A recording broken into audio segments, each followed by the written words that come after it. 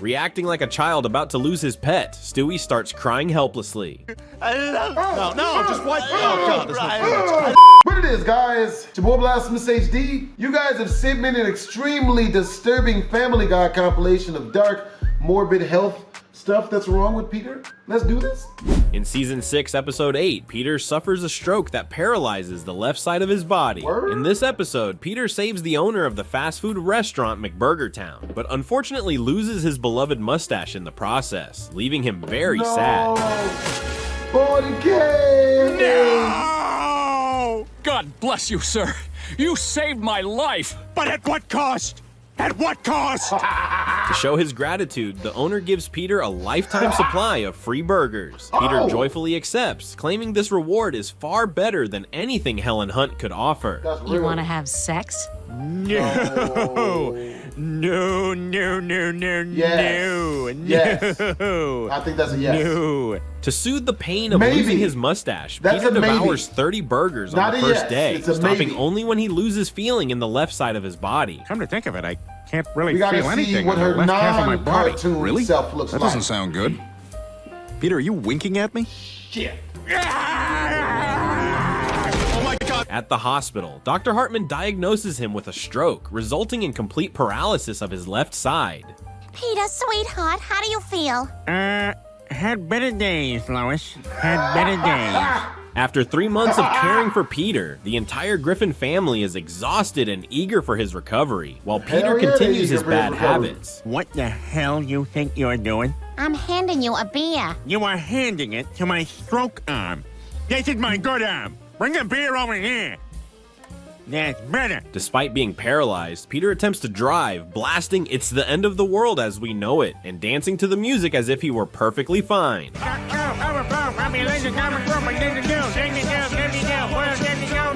However, he loses control of the car, crashes into a tree, and gets mocked for it. Stroke! Stroke! Stroke! Stop mocking me! Frustrated with his condition, Peter goes to McBurger Town to rant, vowing revenge for what the restaurant did to him and Wimpy. For what you did to me and what you did to Wimpy! I would gladly pay you Tuesday for a hamburger today. He wishes for a way to cure his paralysis, and boom! Guess what? He finds a cure in just 5 minutes. You heard that right, only 5 minutes, and Peter is fully recovered.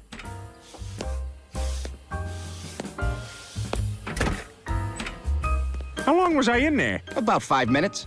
Why are we not funding this? Back home, Peter plans to sue McBurger Town, believing they caused his stroke. Ridiculous, right? But that's Peter for you. Despite Lois's warnings that they are wealthy and he can't win, Peter is determined, armed with the help of a sly cat lawyer. I'll find a way. With the help of my snarky cat lawyer, Meowsy McDermott. You've got to be kidding That can't me. be a real thing. Ah! Better In not be a real court, person. even before the trial begins, the judge rules in favor of McBurger Town, as they have 100 lawyers defending them, while Peter tries to bribe the judge with a magazine he already owned. They have 100 lawyers, and you tried to bribe me with a subscription to Grape Soda Today, which I already have. Racism. Case dismissed. But the story doesn't end there. Peter insists that these people are villains and continues to pursue the case, claiming he's faced tougher challenges before, like the time he came up with ideas for Robin Williams. Okay, religion. Huh? Religion. You kill me, I kill you, we both go to heaven. 72 virgins. Huh? You might have to help me out with the last 10 or so because Mr. Happy gets tired. Religion. Peter and Brian disguise themselves as Asian investors and visit McBurger Town's headquarters, demanding a tour. You don't look Asian. Well, I guess we'll just take our millions of dongs elsewhere. Wait. Let me get our general manager. When Brian asks Peter what he's planning, Peter reveals he's looking for evidence to bring down the company. The manager shows them around and introduces a new marketing mascot named Meaty, an easily angered clown. Hey, kids, who likes McBurger Town burgers? I do! There was more to my question! We're still ironing that one out. Finally, Peter's chance arrives. They discover a secret room, which turns out to be McBurger Town's slaughterhouse. Inside, a cow starts talking to them. But in here we call it Dachau. Dachau? Dachau. Except we spell the cow part C-O-W, like cow.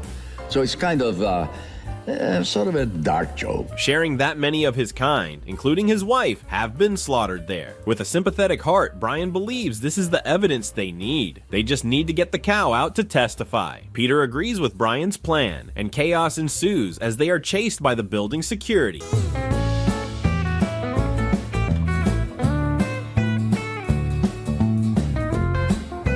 In the end, they escape, leading to significant damage to the McBurger Town chain after the cow rallies the entire town to boycott burgers and switch to salads. Say no to a fast food restaurant and eat a salad instead. To say, I will eat this salad with pride.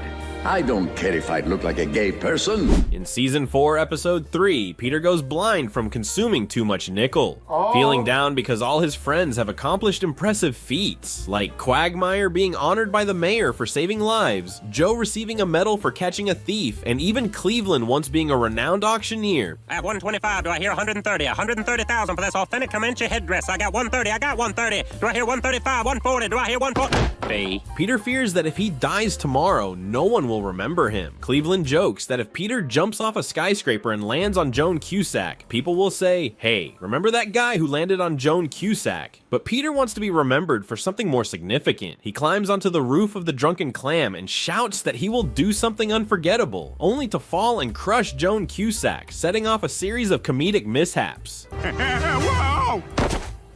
Oh, God, sorry. Hey, Joan Cusack. Hello? Uh-oh. Determined to be That's what we're remembered, doing. Peter invents a new type of airplane and has Stewie pilot it. Despite Stewie's bad feeling, he follows Peter's instructions and predictably fails miserably. All right, Stewie, let her rip. All right, we attack the Rice Krispie guys at dawn, assuming Judd Hirsch delivers the goods. Next, Peter dresses up as Gray the No-Trash Cougar, a character he believes is adorable, to scare kids into properly disposing of their trash. Pick up your trash! I want to know whose cup this is! I said I want to know whose cup this is! Pick it up! Pick it up! Pick it up! Pick it up! Thank you, sweetie. After a week of trying, Peter is disheartened and laments that he will never be remembered like his great uncle, the Siamese twins who fought each other in the Civil War.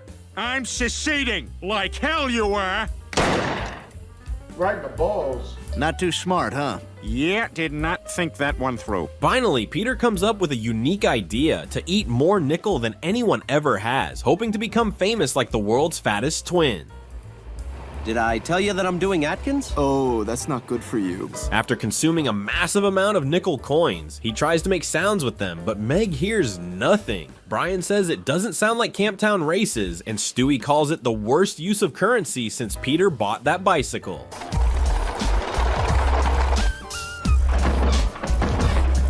Hey, ladies, check out this ride, huh? Yeah, I'm off to make trouble for the establishment. The next morning, Peter wakes up blind. At the hospital, the doctor diagnoses him with nickel poisoning, leading to his loss of vision. Back home, Lois rallies everyone to help Peter because he is now blind. Meg feels it's unfair that no one cared when she lost her limbs and was nearly blind and mute. Hey, Meg, they got a Happy Days spoof in here, but they call it Crappy Days. All right, you know what? If you're not gonna laugh, then I'm not gonna keep you company. Peter, feeling down, complains that now people will only remember him as a blind man. Brian encourages him not to give up, saying many blind people live rich and fulfilling lives. Peter immediately tried to move, but was pranked by Stewie and fell flat on his face. Life becomes more challenging for Peter. He mistakenly enters Chris's bedroom, thinking Chris is Lois, and later, he walks into Stewie's room. My hands on your big, soft boobs, running down your big man-like... Holy crap, it's Chris! You still awake, honey? What the deuce? Unable to do anything on his own, Peter buys a guide dog named Brutus. Feeling increasingly insecure, Peter believes this mistake is worse than when he lived with Superman. At the Drunken Clam, God flirts with women using lightning bolts, causing a fire. Oh, let me light that for you, babe. Wow. Yeah, magic fingers. Jesus Christ! What? Get the Escalade, we're out of here. Everyone scrambles to escape, but when Peter arrives, the bar is engulfed in flames, and his dog refuses to enter. He ties the dog to what he thinks is a parking meter, but it's actually a homeless man's neck. All right, you don't want to come in? Fine, I'll just tie you to this parking meter.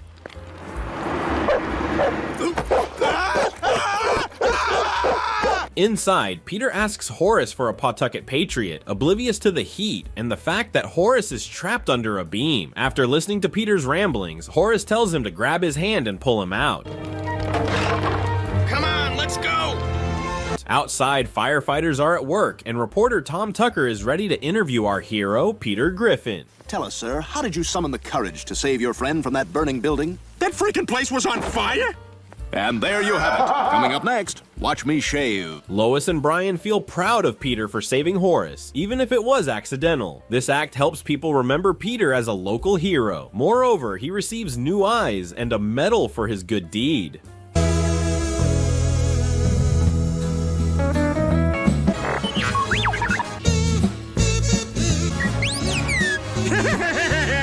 In Season 9, Episode 8, Peter suffers from severe kidney failure. The story begins with Peter feeling exhausted due to sleepless nights caused by Brian's disturbances. Hello? Hello?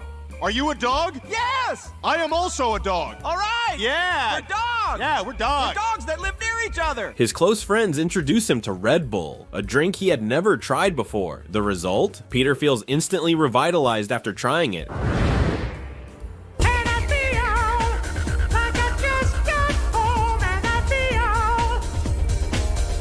However, after consuming too much Red Bull, Peter returns home bursting with energy. He punches through the door to get inside, damages the curtains, and flips the sofa where poor Meg is sitting. Oh boy. Hey, Always flips the couch where poor Meg is sitting. Holy smoke, it's crowded in here.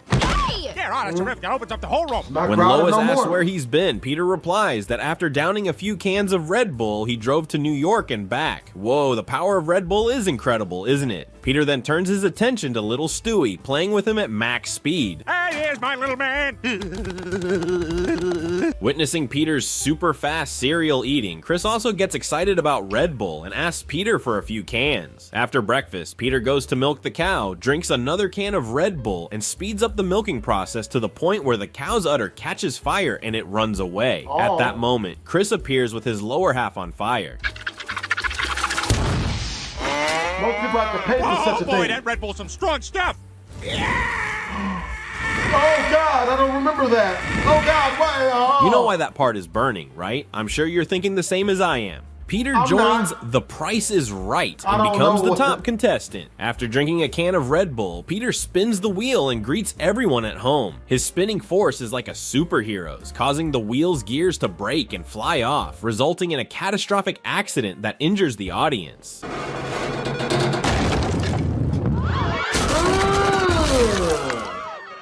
Whoa, paramedics, come on down!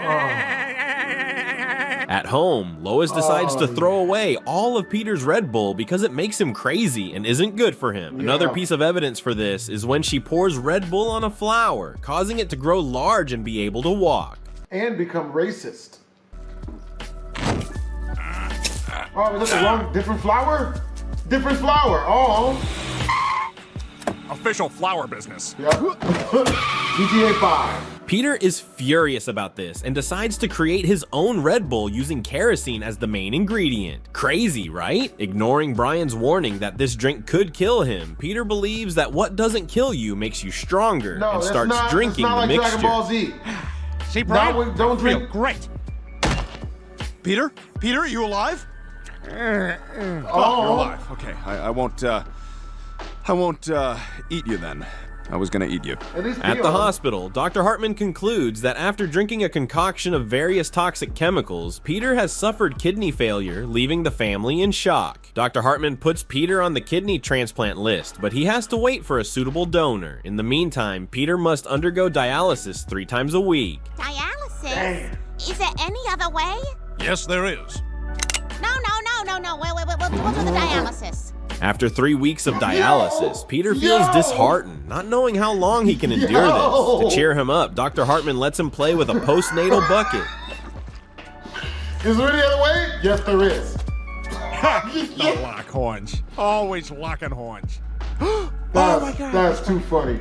While drinking beer with his friends, the TV announces Peter's favorite show, Charles in Charge. But he can't watch it due to his 3 p.m. dialysis session. Joe and Quagmire suggest skipping one dialysis session wouldn't hurt. Following their advice, Peter decides to stay and watch the entire show. And guess what? Missing his dialysis session causes his condition to worsen, turning his skin yellow. Oh my God! Peter, you don't look so good. What are you talking about? I feel great. Like I could go another 20 years or more. At the hospital, Lois is very worried because if Peter misses another dialysis session, he could be in grave danger. But Dr. Hartman can't do much as many others are also waiting for kidney donations, unless the Griffin family finds a compatible donor for him. Lois is willing to donate her kidney to Peter. Whoa, what a wonderful wife. But unfortunately, she isn't compatible with her husband. Well, we always check spouse records for compatibility. I'm afraid you're not a match. But it turns out you are a match for a little girl who's dying in that next room over there. Ah, well, how about we concentrate on this family, Doctor? Just when things seem hopeless, Brian says he's willing to donate his kidney. After testing, Dr. Hartman announces that they are compatible. What? No way. I mean, Brian is a dog. How can he be compatible with a human? Stay tuned to find out. The family is overjoyed to learn that Brian's kidney is compatible with Peter's. But Dr. Hartman reveals a problem. Brian's kidney is too small to replace a human kidney, so they would need to use both of Brian's kidneys, which means Brian would die. Despite this, Brian agrees to go through with it, saying that Peter is his best friend, the one who gave him a home when he was in trouble, and he wants to repay Peter by helping him live another 40 years. Not with a whole life, bruh. Like, nah, I couldn't even do that. After all, I'm a dog. I have another 8 years at best. I'm willing to give that up so you can have another 40. Nah, I'm good. The day before the surgery, Brian says his goodbyes, sharing heartfelt words with everyone. Stewie, who witnesses all of this, doesn't want to lose him and kidnaps Brian that night. Where am I? We're at the playground, Brian. I kidnapped you. You and I are going to spend the rest of our lives living right here under the slide. Stewie is too attached to Brian and doesn't want him to die for his fat dad. Brian advises Stewie that he can live without a dog, but not without a father. Reacting like a child about to lose his pet, Stewie starts crying helplessly. I love No, just wipe. Oh God, this looks go roll around in the sand in the summer house. Go to the summer house and roll around. As the two prepare for surgery, Dr. Hartman announces that a donor has been found for Peter. It's him. Dr. Hartman also reveals that using a dog's kidney to replace a human's is impossible. I mean, dog kidneys? I'm not even sure dogs have kidneys. What? Do dogs have kidneys? Yes. This is the guy. And he had to do this because the Griffin family is his only patient. The episode ends on a happy note with both Peter and Brian safe and sound. Peter loses all his bones in Season 3, Episode 21. The Griffin family gathers to watch the newlywed game. Peter pops open a beer bottle and out comes a genie. Peter is stunned, and honestly, so am I. A genie from a beer bottle? Unbelievable. The kids excitedly wish for new hats, but alas, the 3 wishes belong to Peter. His first wish, to see what Kelly Ripa looks like off camera. Hey, Kelly. Gelman needs us on stage for a couple of reshoots. Be right there, Reach. I just have to put on my face. His second wish, to have his own theme music, which he enjoys everywhere he goes.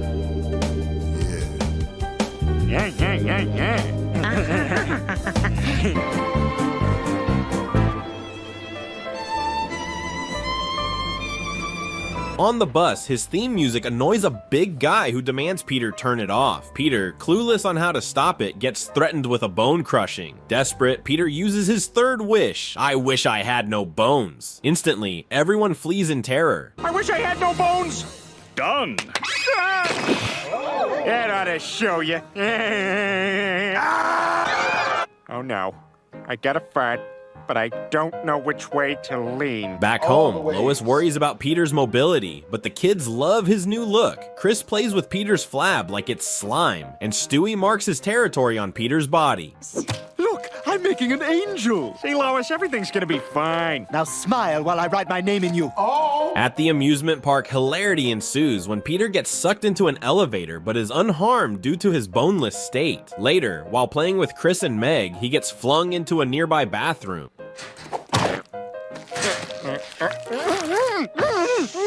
Peter, now a dirty mess, needs 12 baths a day, much to Meg and Chris's annoyance. Lois encourages them to accept it, comparing their situation to a Dateline episode where families pretend to be happy while secretly feeling dead inside.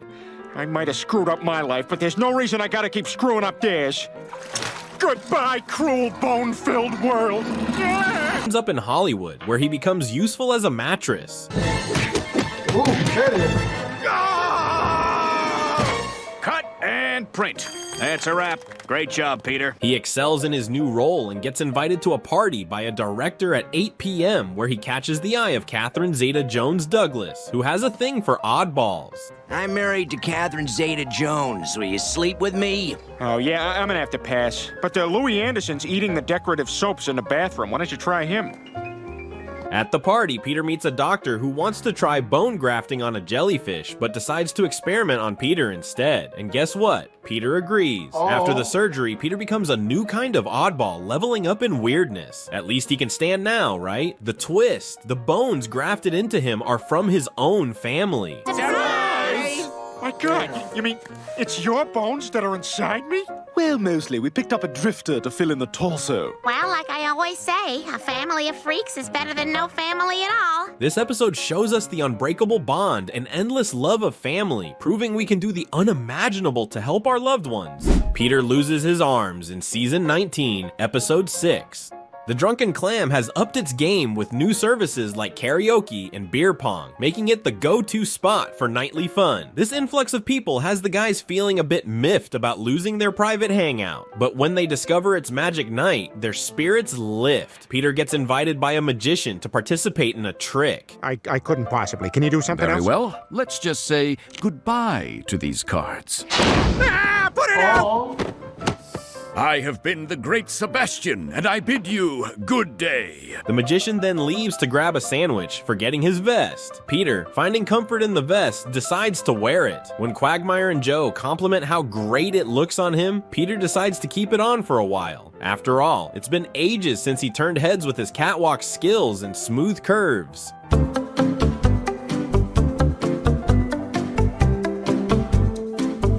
I'm all the boys. With the vest on, Peter feels like a washed-up actor teaching drama in a city that's not New York or LA. All right, Shreveport Community Center.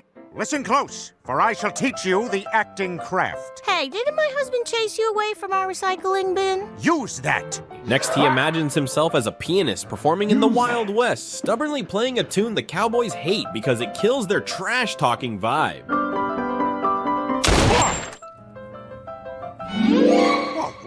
Where am I? You're a Westworld robot. You live in a computer-generated simulation. Yeah, I already don't care. He takes Chris to a Cherry Poppin' Daddies concert, dancing with lonely white guys. Chain those pants and let's dance. While having fun, disaster strikes. Peter's arms get tangled in other people's chains. He tries to signal them to stop, but they're too engrossed in the performance. He starts losing feeling in his arms, and boom, Peter loses his arm. Hi, I'm the lead singer of the Cherry Poppin' Daddies. My name doesn't matter. Please, don't wear wallet chains to our shows, otherwise you could end up with both arms ripped off like this guy. Tell them we're the band from Swingers. We're not the band from Swingers. We're not? At the hospital, Dr. Hartman tries his best but can't reattach them. Don't worry, Peter, they'll grow back. He reassures. Oh my God! Don't worry, they'll grow back. Just spread the seeds on, keep them watered, and watch them grow. Peter! When the bandages come off, Peter's arms are indeed growing back. It's bizarre, but hey, it's a cartoon. Anything can happen. As the family watches TV, Meg surprises everyone by bringing her boyfriend home. Peter immediately asks Lois for a private chat in Joe's kitchen. Why Joe's kitchen? Because Joe has better snacks. Lois wants to discuss Meg's boyfriend, but Peter is only interested in Joe's Cheez-Its, which Bonnie has hidden. I was eating a bunch of them, and I jokingly said, Bonnie, hide these. And she did. She hides my food so I don't get bored like a zoo polar bear. Good luck. They could be anywhere. Damn. Oh. Lois disapproves of Meg's choice because everyone knows the guy is gay. Peter soothes her with his tiny hand, saying the important thing is Meg's happiness. Is it really such a bad thing, Lois? I mean, they're having fun with each other. Speaking of having fun, what do you say you and I do a little of the old, huh? Peter goes swimming with his tiny hands, but the pool staff stops him. You know Peter loves a challenge, so he jumps in anyway. Unable to swim, he yells for help. fearing an old man might crash into him. I can only flap about like a motorized tub toy. Please help me, and hurry. I'm about to get hit by the old retired guy doing laps. Quick, he can't hear me because there's an investment commercial playing in his head. Lois advises Meg to reconsider her choice, leading to an argument. In the heat of the moment, Peter asks where the first aid kit is because he burned his head. Lois doesn't know since Peter took it to work to look successful. Hold the elevator, hold the elevator. Sorry. Can someone push any button, please? I don't work here, I'm just being silly. The episode continues with Meg's wedding plans, but I'll stop here. Don't miss the hilarious scenes with Peter's tiny hands. Come on, big money.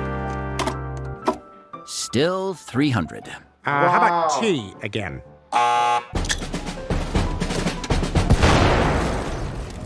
Peter's health takes a downturn in Season 12, Episode 15. Angela arrives to assign tasks to Peter and Stella, but just as she does, Stella steps out, leaving Peter fuming, thinking she's shirking her duties. Angela reassures him that Stella is just taking a smoke break. This marks the beginning of Peter's health decline as he picks up Stella's smoking habit. First, he has to convince his boss that he's a seasoned smoker.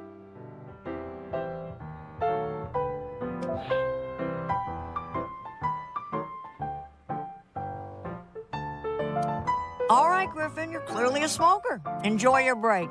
Peter felt great using this as an excuse to avoid responsibilities and live on the edge, much like his great-grandfather, the King of Denmark, who enjoyed having many wives and very long tables, which ultimately led to a heart attack that doctors couldn't treat in time. Come here, hurry, run! But the very far-away doctor couldn't make it in time. And that's why here in Denmark, we have very small tables. Very small tables. Peter's smoking habit becomes pervasive, even while listening to Meg's school stories or changing Stewie's diaper. Oh, smoke break. Well, this is how Scott Kahn was raised, and he turned out okay. The funniest scene is when he sneaks a smoke break during intimate moments with Lois, which infuriates her. You know, Peter, it's so nice that after all these years we've been together, we can still... Smoke break! What? Peter, what are you doing down there? Nothing. Well, it doesn't seem like nothing. Oh! You set the vagina on fire? She urges him to quit before it's too late, but Peter dismissed her worries, believing that smoking a few cigarettes an hour wouldn't lead to addiction. But Peter, you're already addicted. Lois was worried about him, and to soothe her, he assured her that he could quit smoking anytime by flicking his cigarette out the window. I'm so sorry I threw you out the window. Hey, man, can you keep it down? Sorry. Wait, whose bedroom are you in? Meg's. Okay, that's fine then. Peter becomes unusually diligent, waking up early to sneak out for a smoke. He even uses fetching the newspaper as an excuse to light up. When he tries to step out again, Lois stops him, making him sit still, which leaves Peter restless and irritable. Oh, Peter, I meant to tell you, remember my cousin Sylvia's husband, Robert? Well, does this story have an end? At the Clam, Quagmire asks when Peter started smoking. Peter admits he initially used it to escape work, but found smoking enjoyable and beneficial, like ending awkward conversations with a flick of the ashtray. Your marriage is over. Well, now that you say it with the cigarette. The next morning, Peter wakes up looking haggard, scaring Lois into urging him to see a doctor. He refuses, so Lois tricks him into going. There are Cheez-Its in there. Cheez-Its? Huh? Wait, what's going on? I'm scared! I'm scared! Ah, it's nighttime. Good night. Dr. Hartman is at a loss, as Peter's addiction has no cure. It's all up to Peter. Lois decides to send him to a rehab center. Seeing others in worse health at the center, Peter regrets his choices and wonders how to quit, wishing the cigarettes would quit him instead. Peter, I think we should see other people. Okay. Good. That's what I was gonna say too. At the center, a man approaches Peter, inviting him to join their anti-smoking campaign, but with the odd condition that he must continue smoking to maintain his wrinkled appearance. There is one catch. If you're gonna be our spokesman, you have to keep smoking. We need you to stay wrinkled and sickly. Peter, excited by the prospect of being on TV, agrees. He becomes a celebrity, watching his TV moments with friends. Hi, Peter Griffin, sickly smoker. This is your heart. This is your heart on cigarettes. On a bed of Any cigarettes. questions? Yeah, where'd you get that heart? Back home, Lois is annoyed by Peter's continued smoking and urges him to quit as his appearance deteriorates. Peter argues that looks don't matter since they don't need to see each other while sleeping. Okay, now put on yours. Wow, isn't it weird that we both picked Mario Lopez? Yes, Peter, it's very weird. Yeah, it shows that we both go Latino, but soft Latino. Peter's management company ends their contract with him. He begs to stay, but fails to meet the assistant's challenge. Touch your toes. Please give me something else. I'm sorry, Peter. It's over. He cries like a child over losing his favorite job, but Larry is there to comfort him. Why are your eyes crying, Peter? They fired me, Larry. Come on, let's go kidnap my neighbor's dog and tell them we don't have it.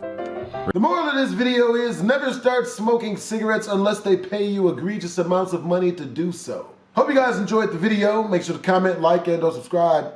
Twizzlers.